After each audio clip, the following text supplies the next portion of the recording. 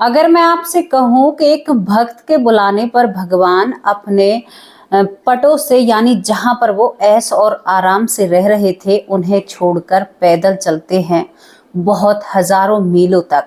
पैदल चलने के बाद उस गरीब भक्त के लिए भगवान यहाँ पर गवाही देते हैं। अब आपको यकीन नहीं हो रहा होगा ना, तो इस बात के मैं आपको प्रमाण भी दूंगी और आपको साक्ष्य भी बताऊंगी, और अगर आपका मन हो तो आप वहां पर जा भी सकते हैं। और ऐसा भी बताऊंगी कि ये किसी सतयुग या द्वापर या त्रेता युग की बात नहीं है, ये हमारे इस कलयुग की ही बात है। और इस कलयुग में ही ये सब कुछ घटा है और ज्यादा दिन पुरानी बात नहीं है। दोस्तों, आपको जब इस कहानी को बताऊंगी तो शायद आपको ये जगह भी याद आ जाएगी, ये मंदिर भी याद आ जाएगा, क्योंकि आज जहां पर वो भगवान गए थे, हमारे ठाकुर जी गए थे वृंदावन के, आज वहां पर उनका मंदिर है। और उनके मंदिर का यहाँ पर जरूरी हो जाता है दर्शन करना। अगर कोई जगन्नाथपुरी मंदिर के दर्शन करता है तो यहाँ पर जरूरी हो जाता है हमारे ठाकुर जी के दर्शन करना, वरना आपकी यात्रा अधूरी है।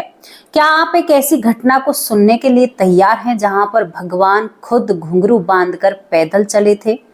कितनी श्रद्धा होती है एक भक्त की, जिसके बुलावे पर भगवान खिंचे चले आते हैं। अगर आप भगवान को मूर्ति ही समझोगे तो वो मूर्ति ही है, तुम्हारे लिए वो मूर्ति ही है। अगर अंतरात्मा से समझोगे तो वो तुम्हारे लिए भगवान बनेंगे। कहते हैं जाकी रही भावना जैसी, जिसकी जैसी भावना होती है ना, भगवान वैसे ही प्रकट हो जाते हैं। आज एक रोचक स्टोरी प्रमाण के साथ, और बिल्कुल आपको जगह भी बताएंगे, नाम भी बताएंगे, मंदिर का नाम भी बताएंगे, और उस स्थान पर आप कैसे जाओगे ये भी आप सभी लोगों को बताएंगे। कैसे एक भक्त के बुलाने पर भगवान गवाही देते हैं पंचायत के सामने, और उस गरीब भक्त की शादी होती है एक अमीर घर में। दोस्तों, बहुत ही सुनकर ही दिल गदगद हो जाता है। मेरा तो मन बहुत लगता है जब प्रभु की चर्चा होती है या प्रभु के बारे में बात होती है। तो चलिए शुरुआत करते हैं। शुरुआत होती है उड़ीसा से। उड़ीसा में एक बहुत अमीर ब्राह्मण रहता है। अमीर के 4 बेटे होते हैं, अमीर ब्राह्मण के 1 बेटी होती है। ये अमीर ब्राह्मण की एक इच्छा थी कि ये सभी तीर्थ स्थलों पर दर्शन करे, सभी पर घूम कर आए, लेकिन बेटे इतने व्यस्त होते हैं। पैसे की घर में कोई कमी नहीं होती, लेकिन बेटे हमेशा काम में व्यस्त रहा करते। बेटी बहुत जवान और बहुत खूबसूरत होती है। तभी यहाँ पर एक पड़ोसी ब्राह्मण होता है जो बेचारा बहुत गरीब होता है, जवान अवस्था में था, उसके बेटे की उम्र का था। वो इधर उधर काम ढूंढता है। एक दिन इस ब्राह्मण के घर भी आता है कि मुझे काम दे दो। तो यहाँ पर ये जो वृद्ध व्यक्ति होता है, ये सोचता है कि मेरे बेटों पर तो टाइम नहीं है, मैं इस व्यक्ति को काम दूंगा, ये मेरे साथ चलेगा, इसको मैं पैसे दूंगा, मेरी यात्रा भी हो जाएगी। अब यहाँ पर ये ब्राह्मण इस गरीब ब्राह्मण को बुलाता है, सामने बैठाता और कहता है कि मैं तुमसे एक वादा और एक सौदा करना चाहता हूँ। क्या तुम मुझे भगवान के दर्शन करा कर ला सकते हो? वृंदावन, यहाँ पर हर जगह वो सभी तीर्थों को करना चाहता था। मैं तुम्हें इस काम के पैसे भी दूंगा, और यहाँ पर मुझे मेरी यात्रा भी सफल हो जाएगी, और तुम्हें भी पुण्य लगेगा। तुम भगवान के दर्शन करोगे मेरे माध्यम से, तो इस बात का तुम्हें भी पुण्य लगेगा। दोस्तों, जब ये बात ये गरीब ब्राह्मण सुनता है जो जवानी अवस्था में था, तो ये सोचता है कि बात तो पंडित जी सही कह रहे हैं। मैं गरीब हूँ, कुछ पैसे भी इकट्ठा हो जाएंगे और मुझे भी पुण्य मिल जाएगा। यहाँ पर बस क्या था कि उसने बिना कुछ सोचे समझे उस ब्राह्मण से हामी भर ले। अब यहाँ पर ये निकल पड़ते हैं पैसों के साथ। बेचारा लदा हुआ इसके साथ चलता है, इसकी सेवा करता है। हर रास्ते में पानी से खाने से पीने तक सबकी व्यवस्था इस ब्राह्मण की ये करता है। ये जगह जगह हर तीर्थ स्थल पर जाते हैं, हर जगह ये सभी के दर्शन करता है, चारों धाम की यात्रा भी करता है। अब इसके बाद ये पहुंचते हैं वृंदावन में। वृंदावन में जैसे ही ये लोग पहुंचते हैं तो दोस्तों, यहाँ पर ये जो बुजुर्ग ब्राह्मण था, ये बहुत ज्यादा बीमार हो जाता है। अब ये एक धर्मशाला में ठहरे हुए थे। तो यहाँ पर एक बेटा भी अपने पिता की इतनी सेवा नहीं करेगा जितना इस गरीब ब्राह्मण ने इसकी सेवा की। इसके पैर दबाना, यहाँ तक कि इसका मल मूत्र भी साफ करना और इसे बिल्कुल एक स्वस्थ अवस्था में लाना इसकी जिम्मेदारी थी। सोचता है कि बेटों को क्या जवाब दूंगा। वो इसकी बहुत अच्छे से खातिरदारी करता है और इसको स्वस्थ कर देता है, यानी ये ठीक हो जाता है। जो अमीर ब्राह्मण बुजुर्ग ब्राह्मण होता है कि बेटा मैं तेरी सेवा से बहुत प्रसन्न हूँ, मैं इतना खुश हुआ हूँ कि शायद मेरे अपने बालक भी मेरी इतनी सेवा नहीं करते। तो ये ठाकुर जी के मंदिर में खड़े हुए थे। यहाँ पर बीमारी ठीक हो चुकी थी। ठाकुर जी के मंदिर में जब ये खड़े हुए होते हैं तो यहाँ पर ये ब्राह्मण कहता है कि तुम घर चलो, मैं तुम्हें ढेर सारा धन दूंगा और मैं तुम्हें क्या दूं, क्या करूं, तो मैं तुम्हें अपना जमाई बनाना चाहता हूं, यानी मैं तुम्हें अपनी बेटी का हाथ दूंगा। अब यहाँ पर जो ये लड़का होता है जिसने इसकी सेवा की थी, इस बुजुर्ग व्यक्ति की, वो हंसने लगता है कि मुझे पता है तुम यहाँ पर तो ये सब कुछ कह रहे हो, लेकिन तुम्हारे बेटे इस बात के लिए नहीं मानेंगे और तुम क्यों मुझ जैसे गरीब को अपनी बेटी को दोगे। तो यहाँ पर ब्राह्मण जो भावनाओं में बह जाता है तो वो कहता है कि मैं तुम्हें वादा देता हूँ कि अपनी बेटी का हाथ तुम्हें दूंगा। अब यहाँ पर ये कहता है कि मैं और ठाकुर जी, और क्योंकि ये तो तन मन से सेवा भी कर रहा था उस ब्राह्मण की, और यहाँ पर ये तन मन से भगवान को भी मान रहा था। ठाकुर जी ये सब कुछ सुनते रहते हैं। दोस्तों यहाँ पर ये कहता है कि ठाकुर जी और मैं हूं, तो यहाँ पर ये लड़का कहता है कि देखो बाबा तुम मुकर मत जाना, कहीं तुम गांव में जाते ही कह दो कि नहीं मैं ऐसा नहीं करूंगा, या तुम मुकर जाओ, क्योंकि मुझे पता है तुम्हारे बेटों का डर तुम्हें हमेशा सताता है। लेकिन ये कहता है कि नहीं, वादा दिया, वचन दिया, जुबान दी, तो मैं कैसे पीछे फिर सकता हूँ। अब यहाँ पर ये सभी तीर्थ कर लेते हैं। करने के बाद ये ब्राह्मण तंदुरुस्त होकर अब अपने गांव जाता है। गांव जाने के बाद एक गरीब लड़का अपने घर में रहता है। रोज ब्राह्मण के दरवाजे से गुजरता है, रोज इंतजार करता है कि कब ये ब्राह्मण मुझे बुलाए और कब कहे कि भाई मैं अपनी बेटी की रिश्ते की बात तुमसे करना चाहता हूँ।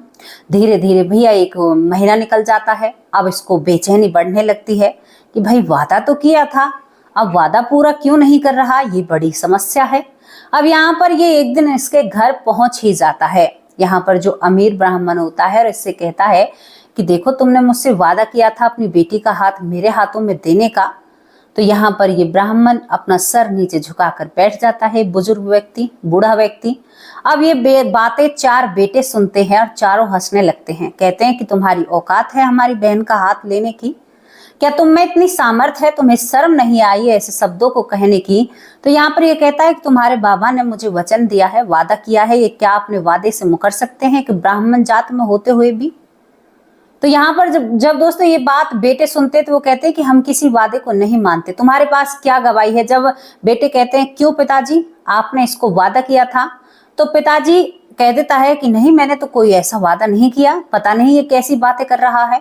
अब इस बात का भाई बहुत बुरा लगा इस लड़के को, क्योंकि जवान अवस्था में था। अब ये क्रोधित हो जाता है कि देखो बाबा झूठ मत बोलो, तुमने ठाकुर जी के सामने मुझे हाँ भरी थी और तुमने वचन दिया था, ठाकुर जी थे उस समय उस सामने। तो यहाँ पर ये दादा कह देता है कि नहीं भाई, मैंने तो कोई वचन नहीं भरा, मैंने कुछ भी नहीं कहा। वो अपने बेटों के डर के कारण ऐसा कह देता है। चारों बेटे जवान थे। इस बेचारे गरीब को घर से धक्के देकर बाहर निकाल दिया जाता है और उसका बहुत सारा अपमान किया जाता है कि चला यहाँ पर कहते हैं कि बहुत तू हमारे घर से रिश्ता जोड़ने लायक है क्या। अब यहाँ पर पहले तो कुछ भी नहीं था, लेकिन जो ये जवान अवस्था में था, खून गर्म था। अब इसको ये बात बहुत बुरी लग जाती है। बुरी क्यों लगती है कि देखो जब तो मैं शादी नहीं करता, लेकिन भैया अब तो मैं शादी जरूर करूंगा। इन लोगों ने मेरा अपमान किया और अब तो शादी ही कर रहूंगा इनकी बेटी से, जब तक मुझे चैन नहीं आएगा। अब ये भागा भागा इस गांव के सरपंच के पास जाता है। सरपंच को पूरी बात बताता है कि भाई मुझे तो पंडित जी ने इस तरह से हामी भरी थी शादी के लिए और अब वो अपनी बात से मुकर रहा है। सरपंच जी कहते हैं कि क्या तुम्हारे पास कोई गवाह है, वचन दिया है तो ब्राह्मण ने, पंडित ने। तो वो कहते हैं कि वहां पर तो हम 3 ही थे। तो यहाँ पर सरपंच कहता है कि तीसरे को ले आओ तो मैं मान लूंगा, क्योंकि ये बताता है कि एक मैं था और एक पंडित जी था और तीसरे यहाँ पर ठाकुर जी होते हैं। अब सरपंच सोच रहा था कि ठाकुर जी का इसके लिए गवाही देंगे कि यहाँ पर चलकर आएंगे। अब यही बात हो जाती है। अब भैया ये बेचारा ऐसे भोले मन का बहुत भोरा भंडारी अब ये सोचता है कि ठाकुर जी को लाना ही पड़ेगा। तो वो कहता है सरपंच से कि अगर मैं ठाकुर जी को ले आऊं और वो गवाही दे तो क्या तू मेरी शादी करा सकता है। यहाँ पर सरपंच कहता है कि ये ठाकुर जी को कैसे ला सकता है, क्या कभी मूर्तियां चला करती हैं। सरपंच को ये गुमान, वो कहता है कि 100%, 101% तुम्हारी शादी कराना मेरी जिम्मेदारी है, अगर तुम ठाकुर जी को यहाँ पर ले आए तो। अब इसके बाद क्या होता है कि ये अपने कुछ पैसे इकट्ठा करता है जो इसी पंडित ने इसको दिए थे यात्रा करते समय। कुछ पैसे इसने पहले इकट्ठा कर रखे थे।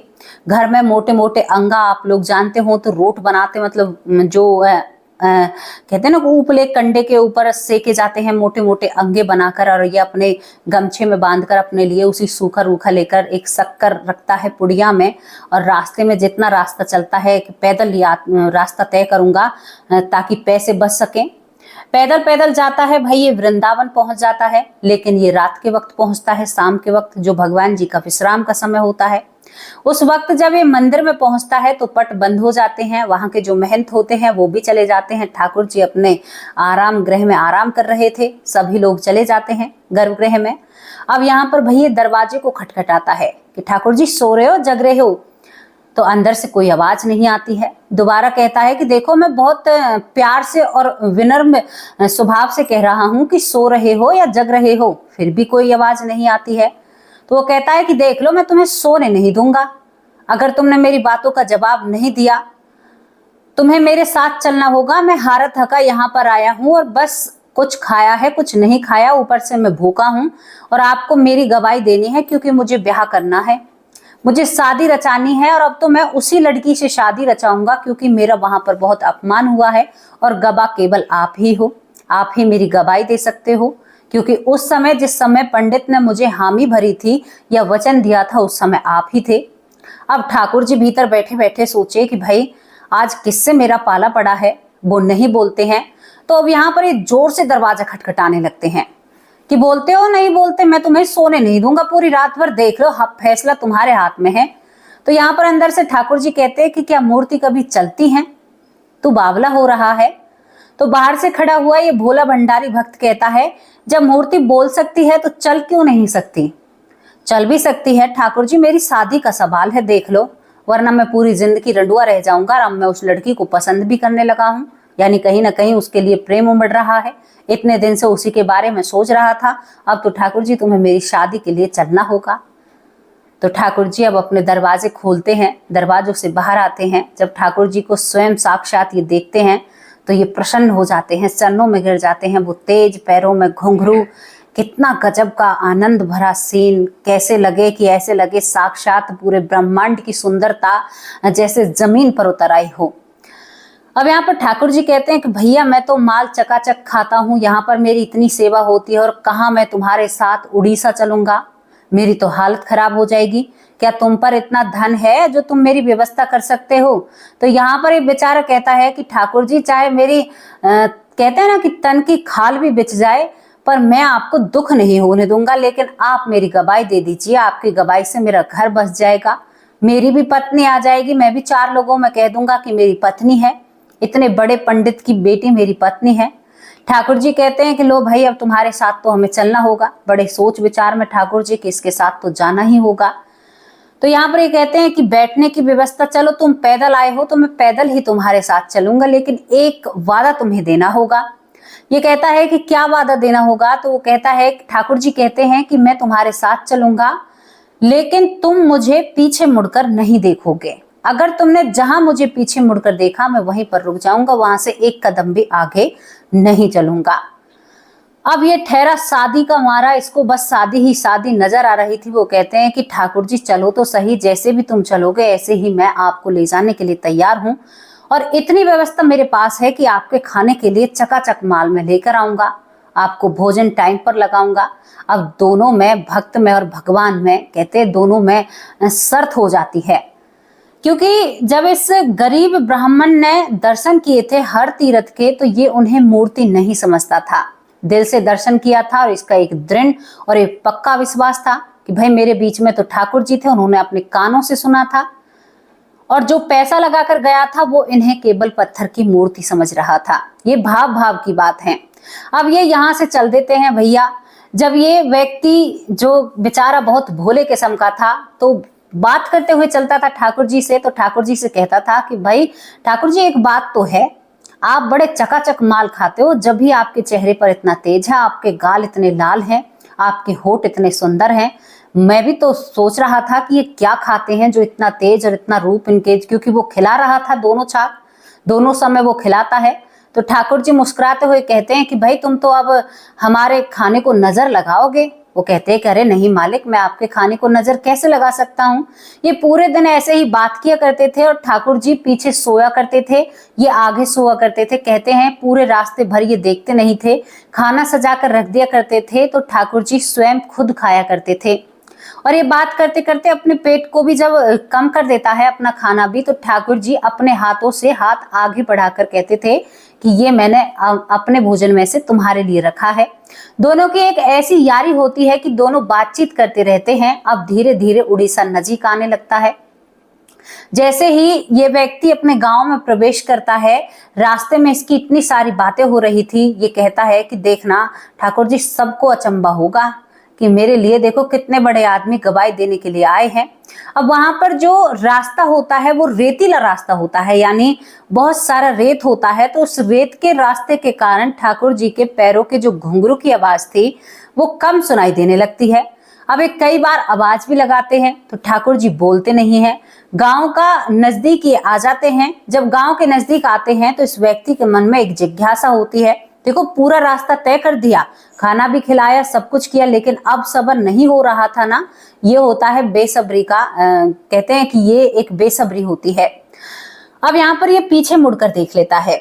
जैसे ही ये पीछे मुड़कर देखता है वैसे ही ठाकुर जी खड़े हो जाते हैं और कहते हैं कि भाई अब मैं आगे नहीं चलूंगा, मेरा और तुम्हारा वादा हुआ था, जैसे तुम्हारा और पंडित का वादा हुआ था ऐसे ही मेरा और तुम्हारा वादा हुआ था। अब यहाँ पर ये भक्त उदास हो जाता है। बोला, भंडारी, अगर आप नहीं चलोगे तो भाई मेरी शादी नहीं होगी, और मेरी शादी नहीं होगी तो मैं तो ऐसे ही रहूंगा, मेरी इतनी मेहनत ऐसे ही जाएगी। ठाकुर जी 2 कदम और धर लो ना, थोड़ा सा और चल लो, बस सरपंच के घर तक जाने की देरी है। ठाकुर जी कहते हैं कि बड़ा बावला है रे तू, तो सरपंच को ही यहाँ पर बुलाकर लेकर आ, वो मेरे लिए यहीं आएंगे क्या, मैं उनके लिए वहां पर जाऊंगा? तेरे लिए तो मैं हर जगह जाने के लिए तैयार हूं, लेकिन सरपंच की इतनी सामर्थ्य नहीं है जो मैं उसके पास जाऊं। शायद इसमें भी उनकी एक लीला छुपी हुई थी। कहने वाले तो इतिहासकार यहाँ तक भी कहते हैं कि ठाकुर जी ऐसे ही थोड़े हैं जो सबके घर जाएंगे या ऐसे जाएंगे, उन्हें तो बड़े भाव से बुलाना पड़ता है। अब यहाँ पर ये कहता है जो ये पंडित होता है, गरीब ब्राह्मण, कि देखो ठाकुर जी, मैं गांव वालों को बुलाऊं और कहीं तुम मौन चुप खड़े हो जाओ तो ऐसा मत कर देना, मेरी कई बार बेइज्जती हो चुकी है। दोस्तों, यहाँ पर ठाकुर जी कहते हैं, मेरे बाबा तू बुलाकर तो ला, मैं यहीं पर खड़ा हूं, ऐसा कुछ भी नहीं होगा, मैं सबके सामने तुम्हारी गवाही दूंगा। ये भागा भागा गमछे को कंधे पर डालकर जाता है और भागा भागा सरपंच को बुलाता है, उस ब्राह्मण को बुलाता है, उसके 4 बेटों को बुलाता है, उस लड़की को भी बुलाता है जिससे ये शादी करने वाला था, और गांव के लोगों को इकट्ठा करता है। कहते हैं ठाकुर जी गवाही देने के लिए आए हैं, चलो जल्दी से। गांव के लोग भाग दौड़ मचाते हैं कि ऐसा कैसे हो सकता है, कोई मूर्ति भला चल के आ सकती है। दोस्तों, पूरे गांव में ऐसा माहौल हो जाता है कि गांव वाले हैरान और अचंभित रह जाते हैं कि ऐसा भी हो सकता है। अब सरपंच साहब वहां पर आते हैं तो देखते हैं कि मूर्ति बड़ी सुंदर, जिसके पैरों में घुंघरू, माथे पर मोर मुकुट और इतना सुंदर रूप कि लगे कि इन्हें देखते ही रह जाएं। अब यहाँ पर ठाकुर जी खड़े हुए होते हैं। जब यहाँ पर ठाकुर जी खड़े हुए होते हैं तो उसके बाद ये सभी कहते हैं कि हाँ भाई, दिवाओ अपने ठाकुर जी से गवाही। तो पूरे गांव की नजरें ठाकुर जी पर होती हैं और ठाकुर जी जब गवाही देते हैं कि हाँ भाई, इस ब्राह्मण ने मेरे सामने हाँ भरी थी, अपनी बेटी का हाथ इसके हाथों में देने के लिए, सरपंच का मुंह खुला की खुला रह जाता है।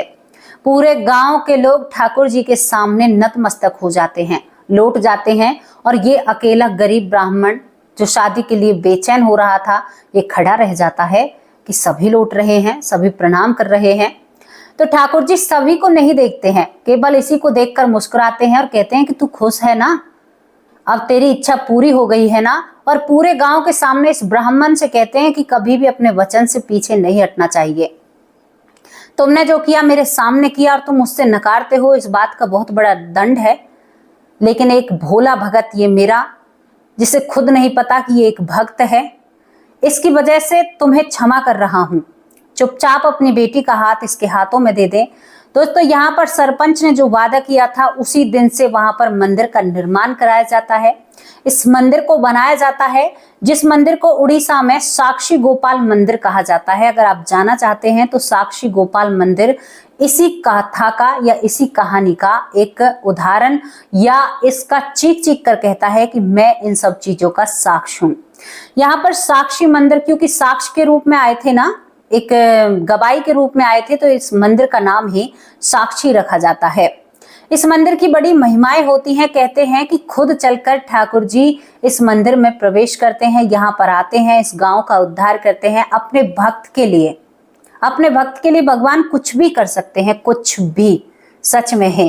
इस कहानी को सुनकर दिल गदगद हो गया, मन इतना तृप्त हो गया कि लगा कि सच में ही मैं उसी काल में इस भक्त के साथ चल रही हूँ और ठाकुर जी मेरे पीछे पीछे चल रहे हैं।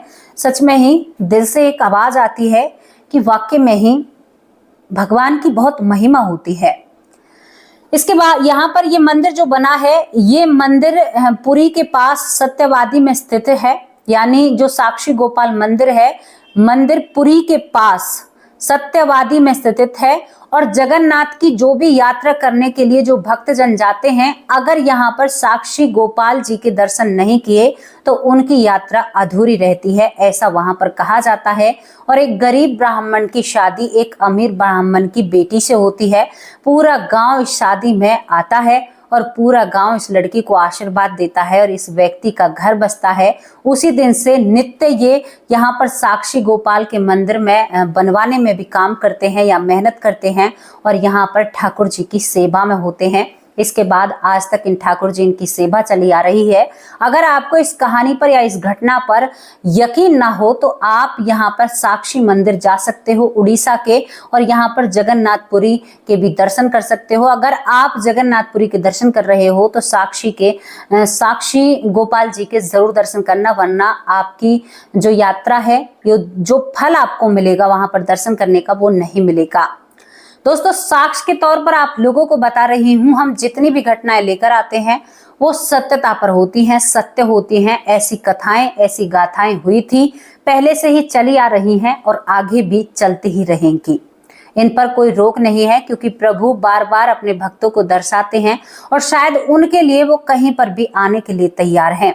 एक भक्त होता है जो बहुत दिनों से तपस्या में लीन होता है, वो इतना बुजुर्ग होता है कि उसका मल मूत्र सब कुछ वो साफ करने योग्य भी नहीं रहता है। वो खुद परेशान होता है कि मेरी क्या तपस्या जब मैं ऐसे मल मूत्र कर रहा हूँ। तो ठाकुर जी उसके मल मूत्र को एक सुगंध में बदल देते हैं। ये भगवान की एक असीम कृपा है जो हर किसी को नहीं मिलती है और ऐसे लोगों को तो कतई नहीं मिलती है जो बिल्कुल भगवान पर विश्वास या भरोसा नहीं करते हैं। मैं तो भगवान पर बहुत विश्वास करती हूँ। इस कथा से मुझे बहुत कुछ सीखने को मिलता है। आपको जाना है तो आप उड़ीसा में जा सकते हैं। दोस्तों आपको ये कोई न्यूज चैनल नहीं बताएगा, आम लोग भी इन चीजों पर कम ध्यान देते हैं, लेकिन क्यों हम अपनी उस चीज को कम करें। अरे हम एक ऐसे कुल से या ऐसे धर्म से आते हैं जहां पर जिसकी महिमा ही सबसे निराली है। कुछ लोग विपरीत चल रहे हैं, कुछ लोग अपने आप को इनसे दूर कर रहे हैं। उनकी गति क्या होगी पता है आपको? नहीं पता। बहुत कुछ सहन करना होगा उन्हें। दोस्तों आपको ये स्टोरी जैसी भी लगी हो अपनी राय कमेंट बॉक्स में जरूर रखना। मैं आप लोगों से अब विदा लेना चाहती हूँ, लेकिन ये कहानी, ये घटना आपको कैसी लगी जो सत्यता पर रखी गई है, जो भी आपकी राय है अपनी राय कमेंट बॉक्स में जरूर रखना। और मेरा एक ही कहना है, भगवान को पत्थर की मूर्ति मत समझो तुम, वो तुम्हारे लिए कुछ भी बन सकते हैं। मैंने कई बार तुम लोगों से कहा है और यही मैं आज तुमसे फिर कहना चाहती हूँ कि अगर वहां पर जाओगे ना पत्थर की मूर्ति के दर्शन करने, तो पत्थर की मूर्ति ही वहां पर मिलेगी। अगर जाओगे ना कि ठाकुर जी से मिलने के लिए जा रहे हैं, तो ठाकुर जी ही बैठे हैं तुम्हारे इंतजार में।